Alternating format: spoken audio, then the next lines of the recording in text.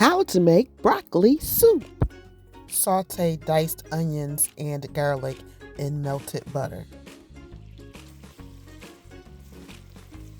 Stir in carrots, flour, chicken broth, and milk.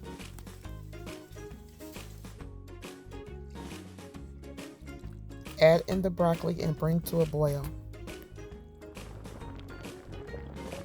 I used my immersion blender to blend some of the soup. This is optional. Reduce the heat. Slowly add in the shredded cheese. As it cools, it will thicken.